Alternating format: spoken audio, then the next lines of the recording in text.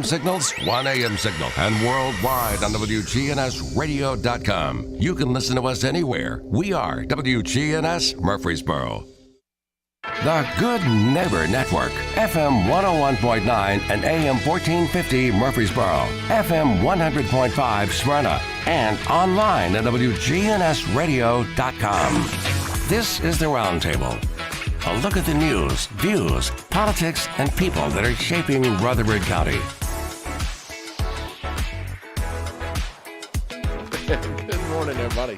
Welcome to your Tuesday morning show with your host, Rick and Wayne. We come to you every Tuesday morning from the studios here at WGNS, and we call it the Roundtable Show. We try to bring up local celebrities and people like that, like we got on the show today. And sorry, I got turned off there. I handed Brian something, and I was like, wait, that's us. But good morning, Wayne. Good I'll morning, get back Rick. on track here. Yeah, I was going to say you were walking around and you're about to do the intro. I was deep in thought. Yeah. Good to see you. Hope you had a good weekend. I know you went down to see the Bravos play, and Yep, went to the Braves game on Saturday. that was a tough loss, but they bounced back last night. So congrats to all of us Braves fans. Well, it was a great trip, man. If you've never been to Truist Field, I highly recommend it. I tell you what, it's absolute a blast. beautiful place to see a ball game. It's not a bad seat in the place. They think real highly of all of the accommodations that surround the stadium. Because you better break out the wallet because it's a pretty penny. So, but tough loss at Middle last week. Went into halftime feeling pretty confident, but it went south pretty quick. So, well, how is tonight going to work with them? I'm just going to be hopeful. It's going to be tough for me to make it because of my grandchildren, but we'll see if I can get that squared away. But looking forward. I tell you what, just going to Middle and Greenland and tailgating and then sitting in the stands with people that you enjoy being with and walking out and being home anywhere from 30 to 45 minutes is, there's a lot to be said for that. And, of course, I like to think I bleed blue, so I would love to see a lot more of us there than we've been having lately. I agree. Yep. I ain't made it to a game yet this year, but I need to. Well, we're going to try to fix that. You're going to fix that for me? Yes, sir. Yes, sir. Rick, this morning we have something that's a little unique for us. We have a guest that's been with us before, and she was a lot of fun and very informative and has an incredible message. This morning, Cheryl Blanchard, she's the Middle Tennessee Regional Director of Alzheimer's Tennessee. Also noticed on your little email tag that you are a certified dementia care specialist. And, that is something that just becomes so prevalent, I guess, with us living so much longer, except during the COVID phase of the last couple of years, that it's something that continues to raise its ugly head. It does. And, my kids tease me and say there's alphabet soup behind my name. But, last time we were here, I talked about how I got involved in this. It was completely by accident when I met my first person that had Alzheimer's disease, and his wife, who was 5'0" and he was about 6'2", and he was sundowning, really agitated and pacing and doing all these things. And she had no idea how to manage that. So I just fell in love with it. I'm a psychology major by training, and I just thought, wow, this is what I want to spend the rest of my career doing. So I started getting all of those little letters that you see, and really I spent the last 13, 14 years or so, anytime I have a chance to go to any kind of training or get a CEU, it's going to be Alzheimer's and dementia related, just because, as you said, it is becoming more and more prevalent. And yet, even that being said, people still don't understand it. They still, some physicians just don't even know how to communicate with the person or how to manage it. So that it's an important message to continue to get out to people, to explain how to recognize the signs and symptoms, which we talked about last time, how to tell the difference between what's normal aging, what's something we need to be concerned about, and following up with all of that. So we're still out there serving those families. What you, of course, we may have some audience members that did not get to hear you the first time. What you remind us of your background? Absolutely. So I love, we were talking about the Braves as I came in and the Bulldogs. I'm a Georgia girl, so I've been to many Georgia games and Braves games, but went to school at the University of Georgia. I really majored in psychology, and then I wanted to be a counselor, but I didn't want to get a PhD. So I have a master's degree in social work, which a lot of family counselors and therapists have that degree and the appropriate licensure. And I started out doing counseling, and I worked with women and children mostly in tough situations, and then became an MOM, which is my favorite degree on the planet. And I took that on full time for a number of years, stayed home and raised the kids. And when I went back to work about 13, 14 years ago, it was more in a health focused field. So I was working with people with different types of chronic diseases and medical issues, and kind of helping them cope and manage. And as I said, that's where I ran into my first person with Alzheimer's disease and his wife. And I just tugged at my heart that this woman was doing everything that she knew to do. But when somebody has a diagnosis of Alzheimer's disease, everything that we know to do doesn't work anymore. So we really have to change our approach, change our communication, change our responses. And that's not easy. I mean, can you imagine today totally changing every way that you relate to a wife, a parent, a sibling? You know, it's a tough thing, and that's a big part of what we do at Alzheimer's Tennessee. We really walk beside these families, provide them the tools, the education, the support systems, like this great event we've got coming up next week, all those opportunities just to help them learn how do I manage this disease that's changing my loved one, you know, basically taking away who they are from me right in front of my eyes. So it's a tough disease. So dementia is the umbrella, and there's, I think the last time you were with us, did I understand there were 20 or 30 different? Well, there's about 80 things that cause dementia. I'm impressed that you remembered the umbrella. That's awesome. So one of the first questions we get asked is, what's the difference between dementia and Alzheimer's? And people often say, well, they had dementia and it turned into Alzheimer's, or they have dementia and Alzheimer's. So I love addressing that umbrella. When we say the word dementia, we do call it an umbrella term, which means it's just a word. It's not really a disease in and of itself. It's the word that we use to describe this person's having cognitive changes. Maybe they're having memory loss. They're not able to do all the things they normally do on a daily basis. We call those activities of daily living, or driving. They get turned around. They do things out of sequence. And then we go, oh, something's going on with the way this person's brain is working. And we're going to call that dementia. And then we go searching for the cause. So about 80 things that can cause those symptoms that we call dementia.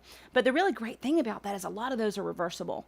And people don't want to go to the doctor and get this assessed or get a diagnosis because they're so scared they're going to hear that word dementia. But there are vitamin deficiencies, dehydration, medication side effects, all kinds of things that if treated, we can really reverse some of that symptomology. Then there are the biggies, and the big four that most people are aware of. Alzheimer's disease is the leading cause of this thing we call dementia. And there's a little bit of debate in the community right now going on. It used to be that vascular dementia was the second leading cause, and that, of course, is caused by cardiac issues, strokes, things like that. But now there's one called Lewy body dementia that is really right up there neck and neck with vascular. And a couple of experts I work with on a regular basis really truly believe that Lewy body is the second leading cause of dementia now. And then we get into vascular, whether it's second or third, and then one called frontal temporal, which is a little bit more rare. But those are the four biggest causes. Now, there are a number of others. There's even one that's alcohol-induced. So many, many, many things that cause dementia. But there are differences between the reversible things like the vitamin deficiencies, dehydration, medication, and the ones that are only, unfortunately, going to go in one direction. And I don't know how to really ask this, but, I think the last time we talked about, as we age, we forget, we walk into a room and forget what we went there for. I think you said those really were not symptomatic, but somebody that continues to retell the same story, maybe a half a dozen times. How do you react to that person? Do you let them know, hey, you've already told me that a number of times, or how do you handle that with with a senior that is struggling with that. Yeah. So last time we did talk about normal aging versus dementia, normal forgetfulness versus dementia. So I'll answer that first. And that is that it really starts to impact you on a daily basis. So if I forget where I parked my car at the super Walmart, but I find it, okay, I had a lot on my mind and I just couldn't quite pull that memory up, but I finally got there. I had that aha moment, But if you don't have that aha moment, if it's consistent day by day by day, this memory loss is impacting your ability to function on a daily basis, then we need to be concerned. So how do you handle it when somebody says that? Well, how do you feel if I tell you you're wrong? Or if you started telling a story and I said, oh, no, that's not right. No, I've already told you that 500 times today. Or, well, that's not true. The Braves didn't win the game the other night. You know that. How would that make you feel? And I think that's a key thing we need to ask ourselves. How do we feel when we're told we're wrong, we're inaccurate, we're forgetful, we can't do things that we used to do? So in general, I would say no. We're not going to correct a person. We're going to avoid correcting. We're going to avoid things like giving evidence, trying to prove them wrong. We're going to try really hard to avoid getting aggravated. And that's a tough one, especially when you get the same question 500 times a day. But that's why this workshop coming up is so exciting, and why just having a consultation with us at Alzheimer's Tennessee, we really will guide families through, well, what do I do when dad looks at me and thinks, I'm his daughter, or I'm his wife, but I'm really his daughter. They get that confused. And the reason for that is that the brain gets to a point where it's no longer able to relate a face to a memory. So I might look at you and have some sensation that I know you. I have some recognition on some level, but I'm not able to look at this and go, oh, that's Wayne. That's my brother. I like him. We get along, but I might connect with, I like him. We get along. And I relate you to somebody else that I'm grasping. And so I might say son, or I might say uncle or husband or father, one of those other relational things. So, but in general, no, we're not going to correct. We're going to learn all kinds of really creative ways. And what we say is we're going to step into their reality, because it really is a change of what's real to me and what's real to you being two different things. But just like arguing with a toddler, you generally don't win those arguments, right? We're just going to not argue with somebody, because ultimately, at the end of the day, is it worth it? If you believe the Braves won and I know for a fact they lost, does it really impact our relationship, our life, our existence? It really doesn't. Sorry, Braves fans, but it doesn't. And so we really just want to focus on what's the most important thing. And that would be keeping you comfortable, happy, and content, and not agitated. So we teach a lot of that. And that's what next Thursday is all about. So I'm excited to share about that with you. Cool. We are as well. Yeah, so go into that a little bit. So y'all are having a kind of a, I don't know if you want to call it a fundraiser or a fun day, or no, what this do you call is it? actually a workshop. So this is Okay. something, we just celebrated our 40th anniversary in September. So a lot of people think we're a new organization, but really we've been here 40 years, started over in Knoxville. And one of the big things that we do is we put on a caregiver workshop every year. So, I'm relatively new to Middle Tennessee. This is my second one, and I'm just beside myself about the speakers that we're having. But it's an all-day workshop. It's for family caregivers as well as anybody that works in an assisted living, a memory care, nursing home, in-home care agencies, all of that. And what we do is we bring in some top-notch speakers from all over, and we put on a full day, including coffee and breakfast in the morning and lunch, so you don't have to worry about a thing. So this year we've got a neuropsychologist who's going to talk about, her topic is Dementia 101. She'll be talking about the changing brain, kind of what goes on. That's Dr. Ansley Lovelace over in Franklin. And then we've got Debbie Miller, who owns Senior Helpers, which is an in-home care agency, non-medical. And she's got a lot of expertise in teaching caregivers all of that we just talked about, the communication, the approach, the responding to behaviors. Do I say this? Do I do that? So she's going to give a very, very good hands-on presentation for folks that attend that. Then I've got a guy that I am so excited to have on the roster this year. Larry Dodson cared for his wife, Marianne, for 9 years.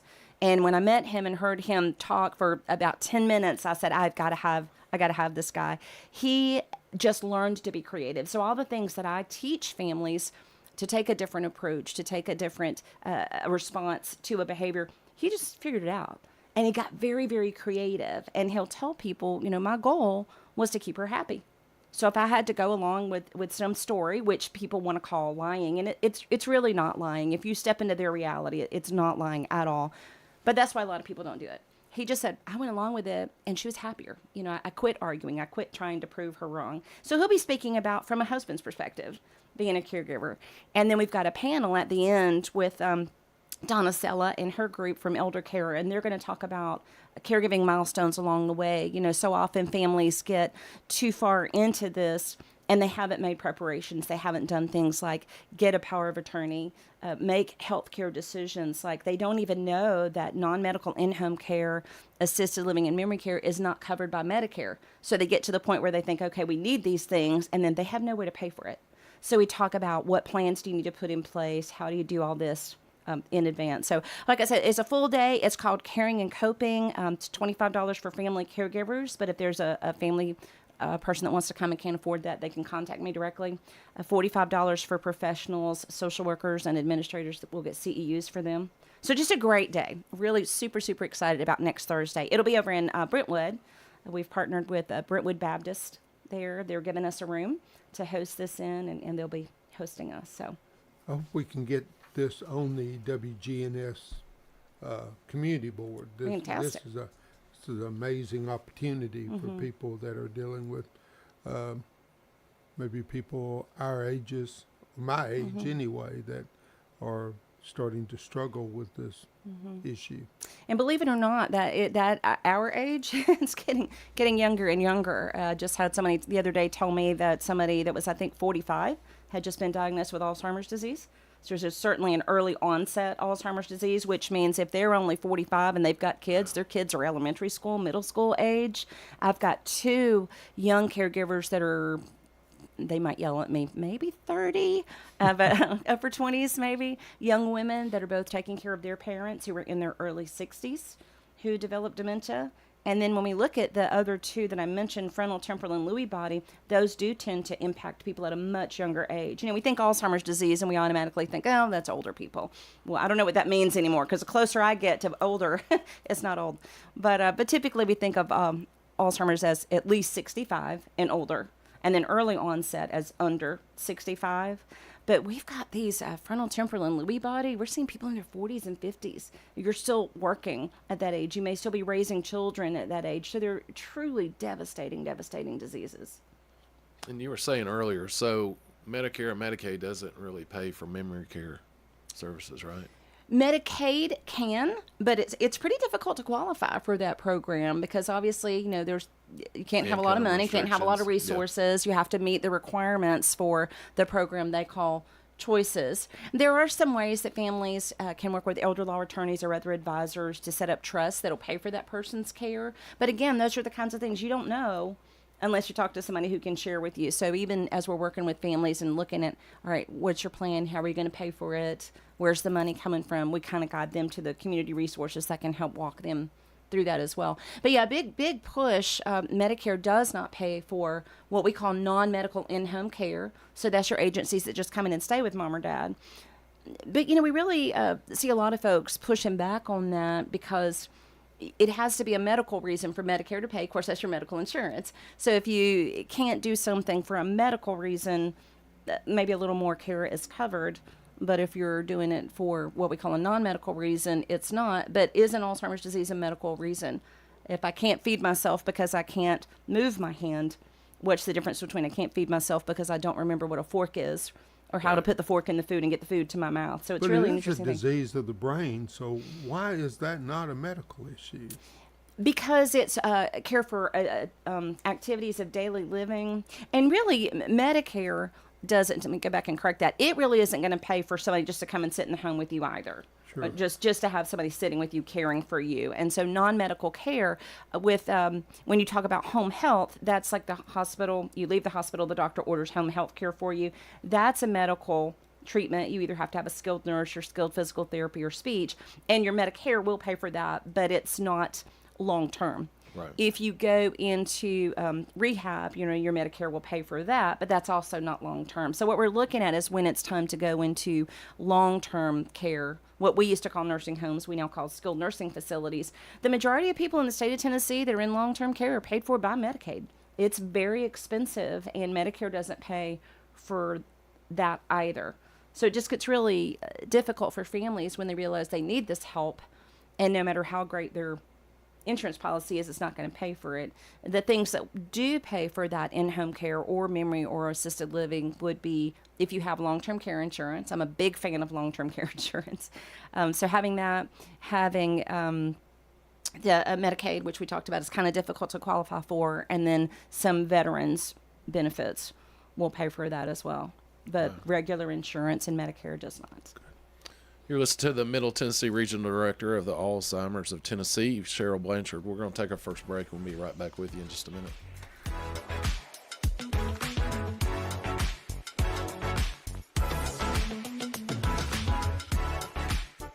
Finding that missing shin guard, remembering whether it's a home or away game, getting the right kid to the right playing field on the right day. Why are simple things sometimes so complicated?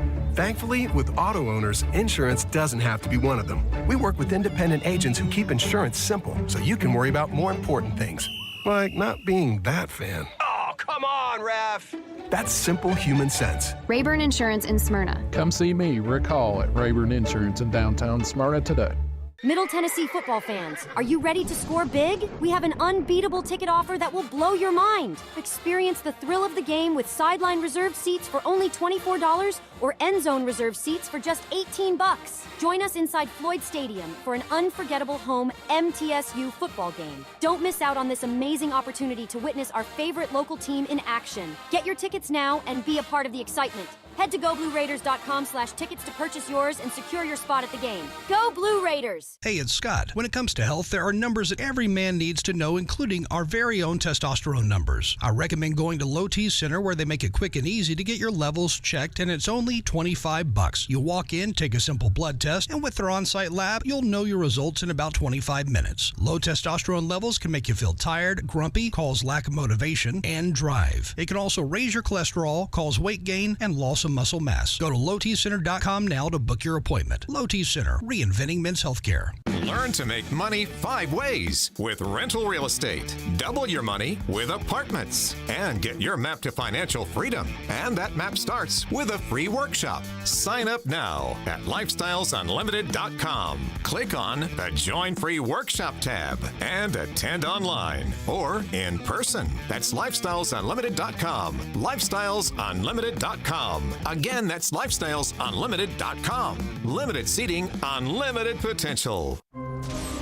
Fall has risen. Soon I will satisfy my thirst for a win. And there is only one way to do it, by playing the new October instant games from the Tennessee Lottery. Fly by your nearest Tennessee Lottery retailer for some instant fun. I'll meet you there.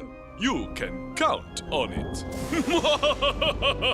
With October Instant Games, you could sink your teeth into top prizes of up to $500,000. Only from the Tennessee Lottery. Game-changing fun. Please play responsibly. This is Good Neighbor Events with Bart Walker. Brought to you by the law offices of John Day and AmeriCare Pest Control. This is a paid legal ad. You've probably heard it a million times. If you're injured, call a lawyer. And you probably haven't, because you don't know how much it will cost, how long it will take, or even if you have a case. At the law offices of John Day, we provide a free initial consultation because we understand that folks don't want to pay a lawyer only to find out they don't have a case. If you think we can help, we do so on a contingency basis, which means we only get paid if you do. Seriously injured? Call me, John Day. WGNS is happy to promote your church and civic club's special events. Try to get them to us a month before they happen. The Red Cross is critically low on blood. Call the Red Cross and see when their schedule meets your schedule.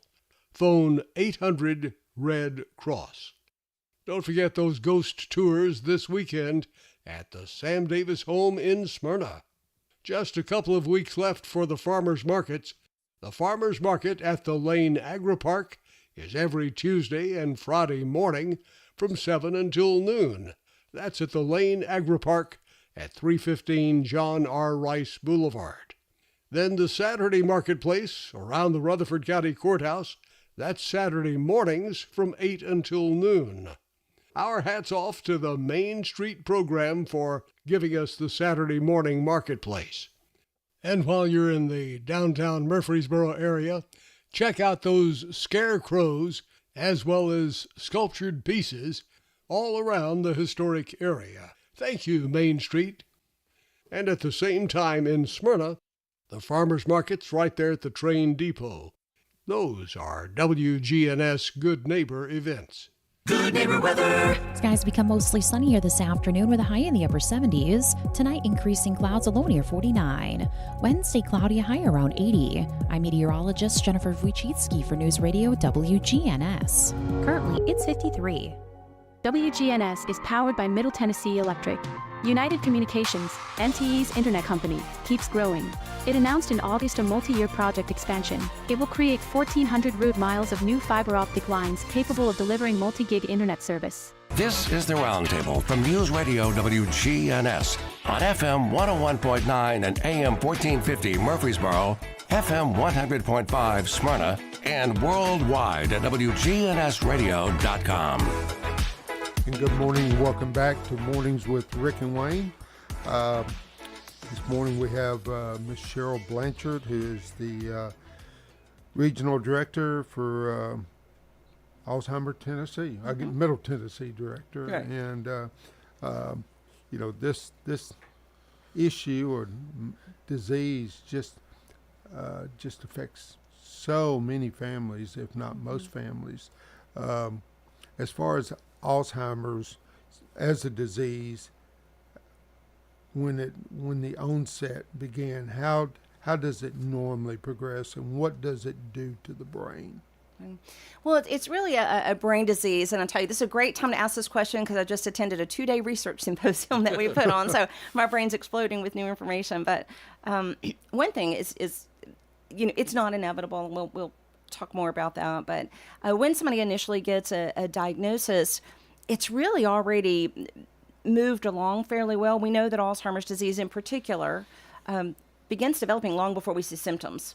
So we use something called the Global Deterioration Scale, which goes from 1 to 7. So anybody who's dealt with this, they may have heard their family member say, oh, they're at a stage 3, stage 4, whatever. That's based on the Global Deterioration Scale or the Allen Battery. But if you look at stage 1, there's really no changes.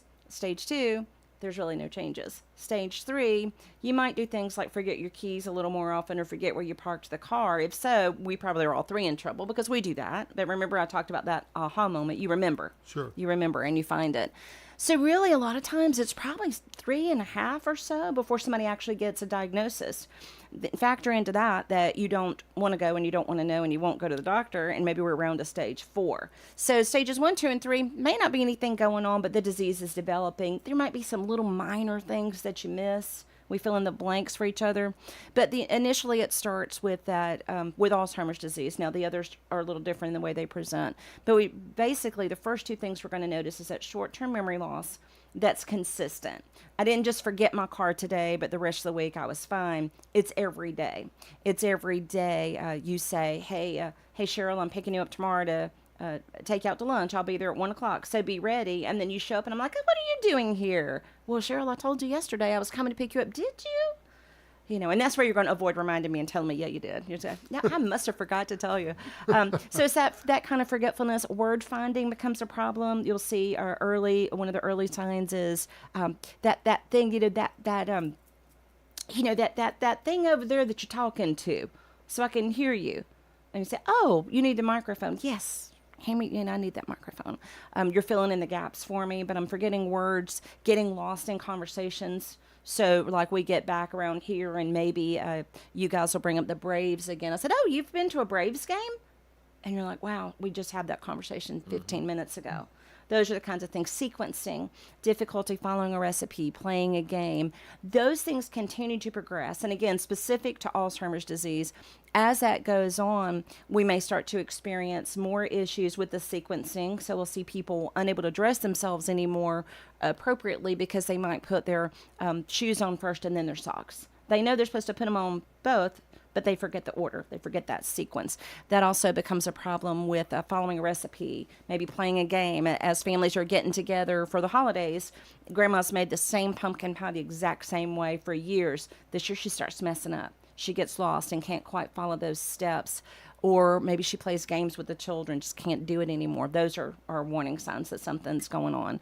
And then as it progresses a little more, we start to see paranoia. I think you mentioned that a little bit ago, that paranoia, just thinking, sometimes it's people are watching me, sometimes it's you're stealing from me, which then we call delusions. A delusion is a fixed false belief. So I believe that you're stealing from me when there's no evidence that you are. I believe that you're trying to poison me with the medication you want me to take when really it's the medication the doctor prescribed.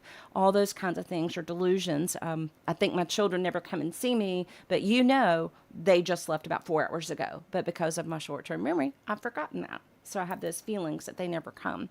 Then they can get into hallucinations, which can be auditory or visual. And this is where I'm seeing a dog over in the corner, and there is no dog there. I'm seeing children playing too close to the street, and I'm anxious because they need help. They're in danger. And in those cases, you're going to identify my needs, my fears, my concerns, and address those, not try to convince me that there are no children playing near the street.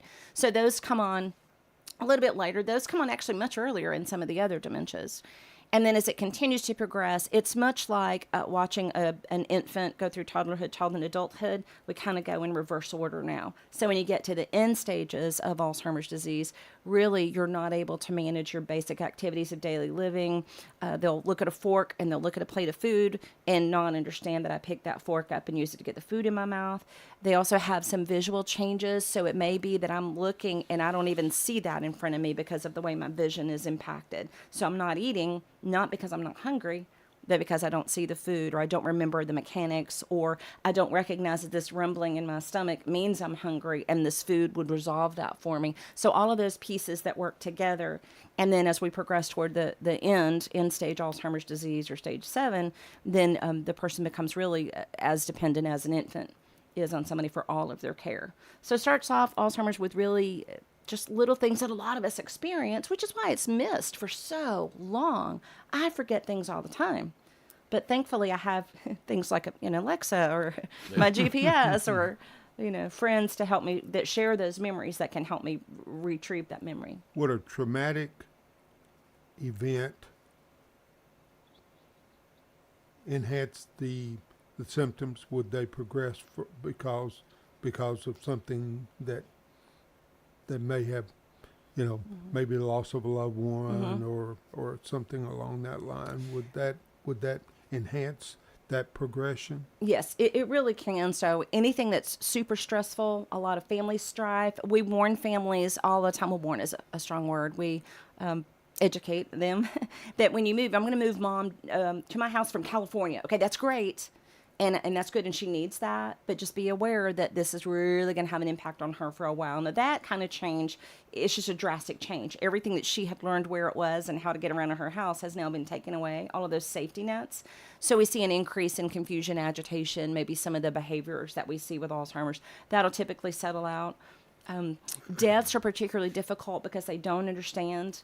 And then families meaning well and thinking they're doing the right thing might remind me over and over and over and over and over that my husband has died. I'm looking for him. Where's Joe? Where's Joe? And Mom, I know Dad died. And now I've got to grieve that all over again. It's a common thing we deal with families. Do we explain the death? We know that falls are especially difficult. Oftentimes a person with Alzheimer's disease that has a fall is going to in them or land them in the hospital, that can definitely have a serious impact on their cognitive ability. And then other things that are treatable, like urinary tract infections, dehydration, malnutrition, medication interactions, all of those kinds of things can really increase the symptoms. But hopefully we get those resolved and they can get back kind of that baseline level where they were before. Never all the way back to the beginning, because it is a brain disease. It does cause brain atrophy, which means parts of the brain are really just shrinking away. You can see that on MRIs. And is it hereditary? There are some that are hereditary. There is a gene. We know there's I'm going to get geeky for a minute. It's a ApoE4. And there's all kinds of science that I won't begin to try to explain, but you get a copy from your mom, copy from your dad, and depending on all that, you remember those genetic scales charts we used to fill out? Depending on all that, you can really assess your risk. But risk is the key word. Yes, my parents can pass down a gene to me, but it increases my risk. So what does that mean? Well, that means that from the science, from what we know, there's a whole lot we can be doing to also reduce that risk. Now, I may not be able to get rid of that genetic marker, but I can do a whole lot to reduce my risk. And that's what we focus on now. What can we do for brain health, prevention? If I have this gene, is it inevitable? No. And when people say, well, it really runs in families, well, oftentimes, just like diabetes, you look at things like that and look, okay, well, there's a predisposition, but if everybody's living the exact same lifestyle, eating the exact same food, not exercising, not socializing, then we're increasing that risk. Early onset Alzheimer's has a much higher genetic predisposition than what we call later onset Alzheimer's, or what we all call Alzheimer's, is like the 65 and up. But the early onset has a much greater genetic predisposition, as does frontal temporal dementia. You can actually identify the genes in a person with that gene that hasn't developed the disease yet. They can actually look at the DNA and see that. So you're talking about heredity and in genes. You know, with football being so popular, you know, they do headers, you know, in soccer, rugby, boxing, martial arts, boxing, yeah. You know, just so, you know, concussion protocol has become such a big deal in athletics. Does that have any kind of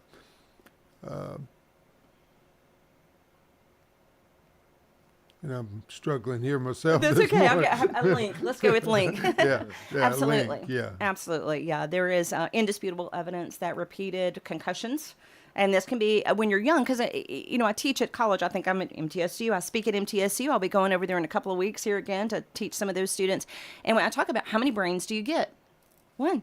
And that's it. You've got to protect that brain the rest of your life. And unlike other parts of the body, it doesn't rejuvenate. So you damage it, it's gone. You don't get that back. Now, you can create new neural pathways, but you still don't get back the part you damaged. So a brain injury, a traumatic brain injury, a concussion, or car accident when you're 12, it's going to have an impact. If you play football all through high school, no offense, I love a good football game, but, you know, those kinds of things where you get that repeated injury to the brain, absolutely, that's linked to developing dementia later in life. And I mean, we have examples of that. Muhammad Ali is an example, and I know he was talked about a lot when he first developed his symptoms. But that's where a lot of, you don't hear it in the news a lot, but there have been some lawsuits brought up from football players saying, you know, we didn't know this, we weren't educated, we weren't informed, or whatever, that they're upset that they went through these repeated brain injuries. Think, like Frank Wycheck sticks out in my mind. He was a Titans tight end for years, but he's got, you know, problems with that now, and he's a big advocate with the NFL and the Players Association to try to get some more help for those guys. Yeah. But, I work with a couple of brain experts who will tell you, hands down, my children have never, will never, won't play any contact sports where there's a risk of head injury, because they know the connection is so strong. They just won't do it. You know, another issue with athletes over the years, and gosh, it goes back. I can remember 50 years ago when I was playing, steroids. You know, I think the term was Dynabol. I think I remember Lyle Alzado, that played for maybe the San Diego Chargers, had some kind of brain issue that they attributed to steroids. Well, and there's something, and this will go back to my old psychology days. I'm not an MD, so I want to preface that, not a doctor. But, you know, there's lots of studies on all different kinds of drugs and things that we put into our bodies. You know, the blood, or the brain has something called the blood-brain barrier, where some of those things can't cross over. The brain is protected from some things, but there's a lot of things that's not. There are a lot of things that can cross that barrier. And so I haven't seen any studies about that. I haven't heard anything about how steroids would impact it, but my guess would be if it's getting over into the brain and causing damage, then yeah, that's a problem, because again, once you've damaged the brain, you don't go back to it being undamaged. So whatever that was, whether it was recreational drugs, a lot of people, and I mentioned earlier, there is a type of dementia that comes from heavy alcohol consumption. It's an alcohol-induced dementia. So when you consistently, repeatedly injure or damage the brain, anything that does that, yes, can lead to some form of dementia later in life. So Cheryl, if somebody out here listening right now and they said, yeah, I've got a family member or I'm dealing with this right now, you're that resource center, so they can contact you, and y'all not there to help treat it, but you're help them to find the resources to get them help, right? Absolutely. And even to step back from that, to help them even figure out what's going on. So one of my favorite things that happened recently is a lady called me and said, my husband's got dementia. I think she may have said Alzheimer's. He's got Alzheimer's, and everybody's told me that I've got to move all of our assets into my name because I'm going to lose everything if he goes in a nursing home. I said, stop. She was crying. I had her take a breath, calm down, start from the beginning. Come to find out, this guy was having some memory issues, but he had not even been diagnosed yet.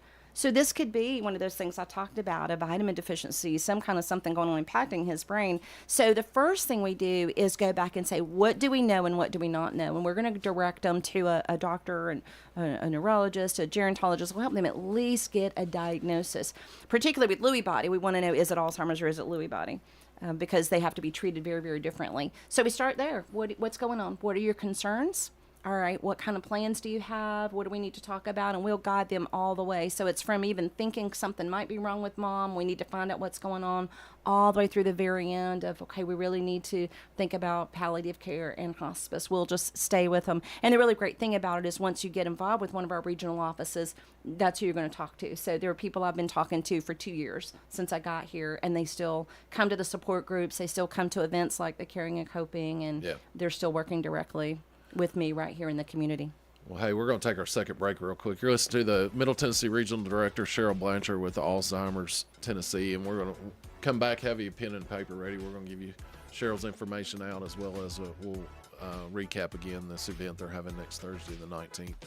And we'll be right back with you in just a minute.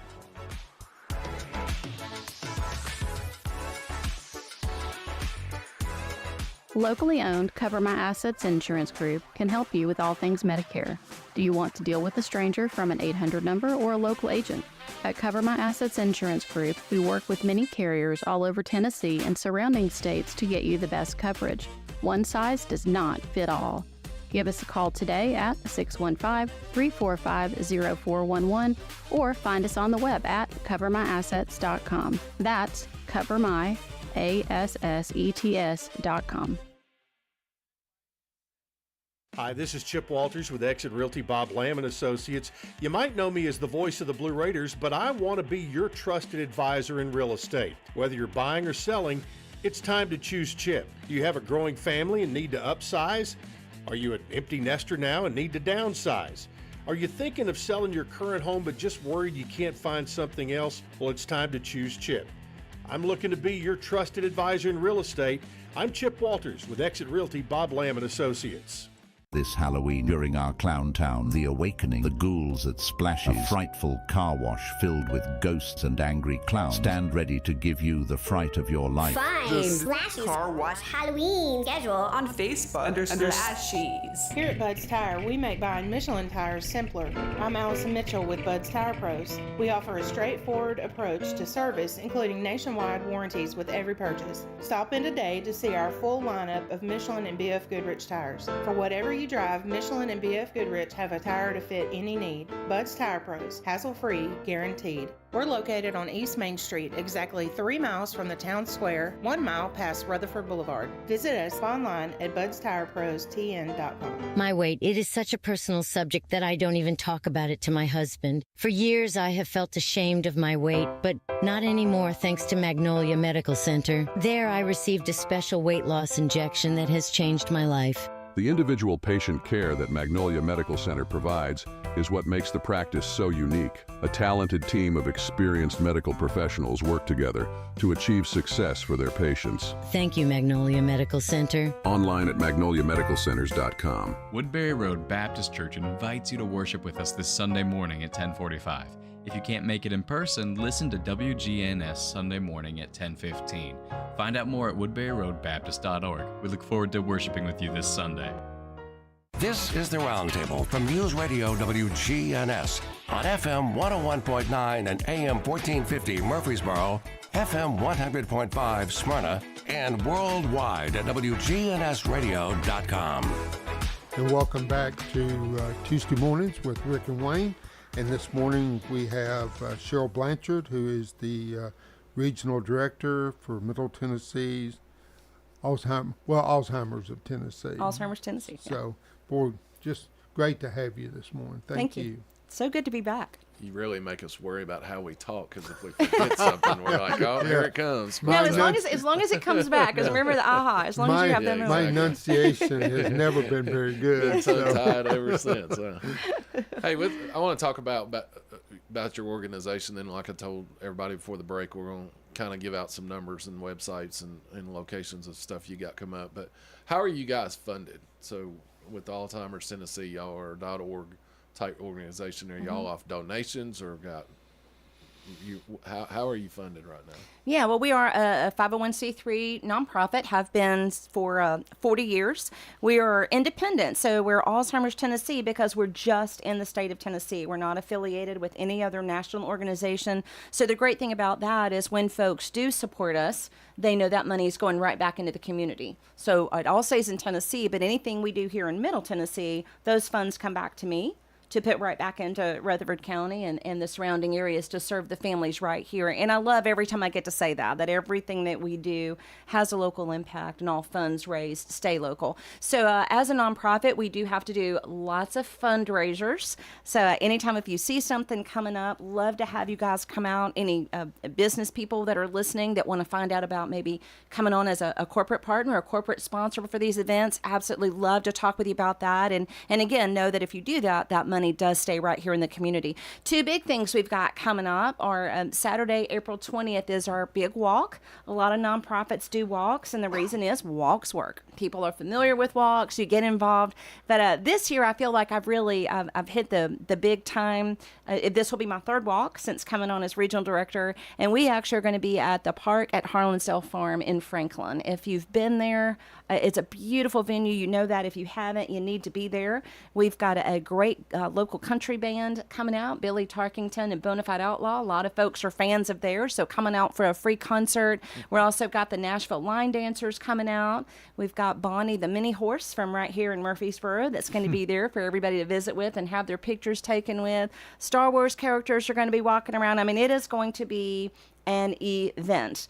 And that is one of our biggest fundraisers. But then for folks right here in Murfreesboro, we've got something really special coming up on May the 4th. And when I say May 4th, what do you think about? Are you Star Wars fans? Well, yeah. May the 4th be with you, right? Okay, So it's Star Wars Day. Just so happened that date was available. We're having our second annual Rockin' Against Alzheimer's concert. You know, that's with our local boys mixtape. They're a great Murfreesboro band. They're an 80s tribute band. So we had our first event last year. It was highly successful. People loved it. We'll be back out at Hot Springs on May the 4th for Rockin' Against Alzheimer's, and it's called the Force Tour because we are actually combining that with a Star Wars party.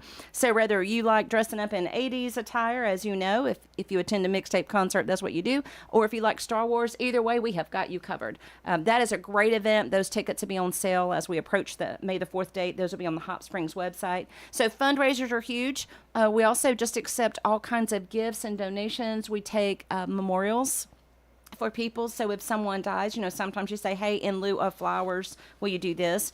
We certainly are always honored when somebody recognizes their loved one by making a donation to us. Trusts, people mention us sometimes in their wills that they want to leave some donations. And then we do apply for numerous grants. Anytime there's a grant opportunity to help benefit families, we are applying for those. But really, like other nonprofits, it really comes from people valuing the work that we do and contributing to the fundraisers and making those donations. How many memory centers are in the immediate area or the Middle Tennessee area? Wow. You have finally stumped me in all of I'm our sorry. conversation. I don't know why I thought that. There's a gracious plenty. I mean, there's more. It's almost like churches in the South now. Every other corner there's a church. Every other corner there's an assisted living and memory care. It is big business because the need is so high. I work. One of the resources I work with is I've got some great friends that work in a line of business where they actually work with families and help them tour those communities. So that's one of the things we do when people are looking. I'm like, look, don't Google, don't do that by yourself. You don't have to. They're like little real estate agents for all of the communities. So I rely on them for that information because I can pick up the phone and call. Sure. I do have a spreadsheet on my computer, which I don't have with me, but there are plenty. There are a lot right here in Rutherford County, but I cover 16 counties. Wow. So that would be quite a number. But now I want to know, Wayne. So I will get that answer for you. I can't believe I stumped you. I know. You're so readily. I've hit rock bottom. So, I know next Thursday we've got an event. It's October the 19th from 8 to 3:45. It's going to be at the Brittonwood Baptist Church, and that's the caring and coping. Right.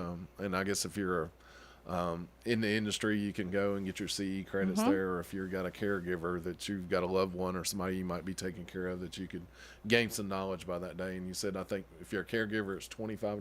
$25, but if somebody needs to come and can't do that, please contact me, and $45 for professionals. And I'm glad you brought that up again, because as we talk about fundraising, people want to know, well, where does my money go? Yeah. Well, those donations go to fund something like this all-day caregiver workshop that we're able to provide. The research symposium that we did last week for professionals was 2 days of the top minds in the country on Alzheimer's disease. We're able to do that, start support groups, do these family consultations. I go out in the community all the time and I do the training at all of those assisted livings that we were just talking about. I'm available to do their training, of course, Rotary, Kiwanis clubs, church groups, anything like that. I'm able to go out and speak and teach on any topics. And then we also take those funds and provide the free Silver Alert kits to families. I think we talked about that last time as well, that families can contact us for those. Check, cash, credit card? All of the above. Alzheimer's Tennessee, yeah. And there's a QR code there on the flyer. You can go on the website. It's our main website is www.alztennessee, and you do spell the whole word Tennessee.org, and I think it's /workshops. That'll take you to that website. But there's a lot of other information on there, great educational videos, links to the Lewy body. We mentioned that earlier. We just did a webinar just specifically on Lewy body. You can find that on the website. And then so they can register there, or they can call me if they need to register in a different way. And the office number is 615-580-4244. If there's a caregiver in your life, if you can go and stay with the loved one they're caring for and just send them to this, what a great gift. And that would be a great day for them just to learn more, pick up some skills. We're going to send them home with a packet full of information. And like I said, breakfast, coffee, and lunch will be provided. So. And they'll be with people that are like-minded. They're caring for loved ones. Yeah, and I have seen friendships develop at these caring and coping workshops that maintain. Actually, we talked about support groups and the support of being with other people who are going through the same thing. There's just you can't measure that. It's just immeasurable. I lead the online support group, so I've got a room full of people. We do the Brady Bunch thing, looking at each other, but room full of caregivers, and they are so excited because they're all coming, and for most of them, it'll be the first time they've met in person. So I'm reserving a table for those folks, and they're coming from all over Middle Tennessee, and they'll sit together, and those just that friendship that's formed, the bonds that they form through this common experience, and again, an experience that many people just don't understand. It's tough. It's tough to understand when you're living it. It's a lot tougher to understand when you're on the outside looking in. So just having that camaraderie and people who are not going to judge you, they're going to understand is just powerful. You expect heart disease and cancer, those things, but as far as dementia and all of those different aspects, that's not something you expect. And you can't see it. So one of the experts I love to listen to will say, you can see a broken leg, but you can't see a broken brain. So when I'm looking at you physically, you look fine. You're walking, you're talking, you're moving. I don't see a cast on you. I don't see any medical thing because it takes a while for the physical to catch up with the brain. So the brain changing, that's things like personality, memory, just the frustration of it. And the other thing that happens that we see that's very, very sad is that people stay away. well, I don't know what to say to Wayne. I don't know what to say. Well, if you're sick, I might come see you and comfort you and be there for you. But with this, I have heard so many family members say, even our church doesn't visit. We went to that church 50 years. His brother doesn't come visit anymore. He played golf for 30 years at the same country club. Those guys don't come visit. So my advice to anybody that knows someone with this disease or their caregivers, please go visit. Go visit. It doesn't matter what you say. Even the caregivers don't always know the right thing to say. I don't always know the right thing to say. That's not what it's about. It's about being there, showing that you still love them, you still care, because that person really is still there. It's the same person. They just have a brain disease. So go visit, and if you want advice on anything to say or do, or what caregivers might need from you, we've actually got a holiday guide for great gifts for family caregivers. You can contact me at that number, or that my email address I didn't give, so that's just my name. It's cheryl.blanchard@tnalz.org. So if anybody's listening and just wants information, hey, how do I support my sister? How do I support my neighbor? Please reach out, because we've got those resources as well. Great. We appreciate you again coming back with us. It's, I think it needs to be like a quarterly thing. Absolutely. We'll make sure that visits with you. Yeah, we'll have you at least, if not quarterly, maybe at least every 6 months to share as our audience grows and changes, I guess. Yeah, and I'll know how many communities there are when I come back. Well, God bless you for what you're doing for Thank you. For the families of Middle Tennessee. So. Thank you. We're honored and happy to do it. Again, I'm going to give you the website one more time. It's ALZ, Tennessee spelled out, .org. And they can go /workshops if they were interested in next Thursday's show or show class that you got coming on, but you'll have all the rest of the events and how they can give back if they want to donate or something like that. They can get on the website, right? Absolutely. Yeah, or contact me at the office, 615-580-4244. Awesome. Well, everybody have a great week. It's beautiful outside, but we'll be back again next Tuesday like we always are. And until then, everybody be safe and have a good day. Go Blue. Go Blue.